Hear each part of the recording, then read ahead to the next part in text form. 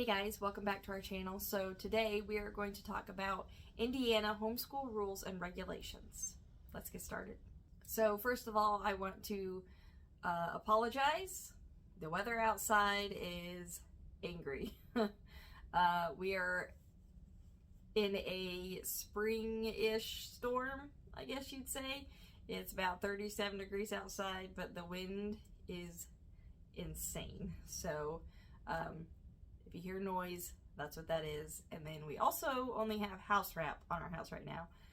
No siding, so the wind is moving that back and forth, so it makes it even better. So yeah, we'll try to get through this. So I will be paraphrasing from the website, the state website, Indiana Department of Education. I will link that down in the description below as well, so that you can go and look through it and get the full version of it. Indiana is probably one of the most relaxed states for homeschooling. You only have to go 180 days. You don't have any specific hours that you have to meet. You don't have any curriculum that you have to follow. And you don't have specific days that you have to be in school. You could school on Friday, Saturday, and Sunday if you wanted to. In order to keep track of your 180 days, the state does not have a special form. So you can brainstorm and come up with your own idea on how you want to keep track of the days that you school. For last year,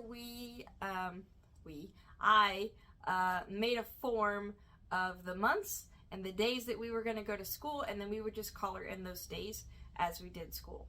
The only thing that I am using is I pre-plan our year, so I'm using the schedule basically as our way of keeping track of our attendance, and then if anything changes on the days that we do school, then I just note that in the schedule that we are using.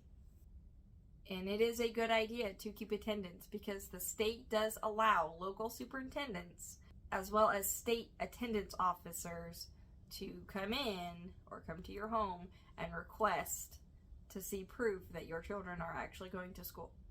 Like I said, the state does not require us as homeschoolers to use any specific curriculum. We are not required to follow the curriculum and program requirements that the public schools have to do. So we can teach our kids what we want to, when we want to, and how we want to. There also are not any mandated testing requirements for our homeschool students. Now, if we want to test them, we can with our own tests to see where they stand. Until they get to high school graduation, they do not have to take any kind of testing. Also, keep this in mind that it is not mandatory for your child to start school until kindergarten age, so about 7 years old. After that, they require them to be in school. Now, this kind of goes along with the preschool and the 180 days. So until your child is 7 years old, if you are homeschooling them, you do not have to keep track or show proof of them going to school until they are age 7. So another thing that's actually pretty cool, as long as the public schools are cool with it, is that if your child is wanting to play a sport, a family can approach the public school about their homeschool child playing with the public school sports team. The state allows the public schools to decide on their own if they want to allow that. Now, that doesn't mean that they are not going to say yes, and it doesn't mean that they're not going to say no. You know, they may not want to, I don't want to say deal with it, but they may not want to have to deal with it. Now, there are requirements that the school will uphold for the homeschool student, and I'm not going to go through those entirely, but you can see the requirements, all of the requirements on the education website. But they do have to, just like in public school, be The parent has to prove that the student is upholding the grades that they need to have in order to play, just like in a public school. And then, for whatever reason, the homeschool student must be enrolled in one class at the school. So that could be art or music or, something as simple as that, health. Something that's not a major subject, but still considered a class. How does a homeschooler get a diploma? Obviously, the public school system is not going to provide a homeschooled child with a diploma. Therefore, it is the parent's responsibility to keep track of their grades, the courses they take, all of that during their high school years. The parent would then create a transcript. Now, there are companies or individuals that are out there that will create it for you. You just have to give them the information if you're more comfortable with that. There are also, our power just flickered. There are also homeschool groups out there, Facebook groups that you can get on, and they can show you how they did their transcripts if you want to do it on your own. Then the big question is, what happens after high school? Can a homeschooled child go to college? The answer is yes, absolutely.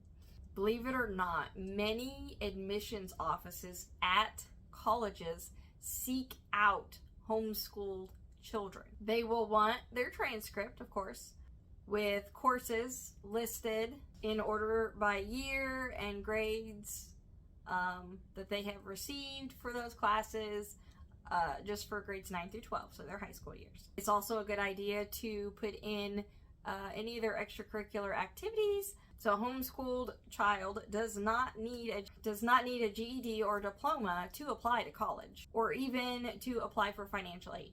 A homeschooled child is looked at just the same way as they would a public school, with a few exceptions. The one that is applying for college just has to declare that their home education meets the requirements of the state.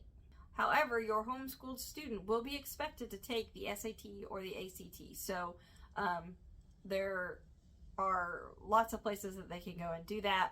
I'm not sure, Ivy Tech might do that, but obviously you could sign them up for any of those tests at a local high school. Hopefully that answered some of your questions about homeschooling. It's I know it's not in the norm. You go to public school, you move on, you go to college. But things nowadays aren't normal. Lots of things have changed. So if it's something that you're looking into or considering, especially in the state of Indiana, it's easy. There's not a lot of requirements, and once high school is over, that doesn't mean that their lives are done, that their schooling is done, and of course continue their education if they so wish to. That's all I have for today, guys. I want to keep it short, and just in case the power goes out. So I will see you next time. Bye, guys.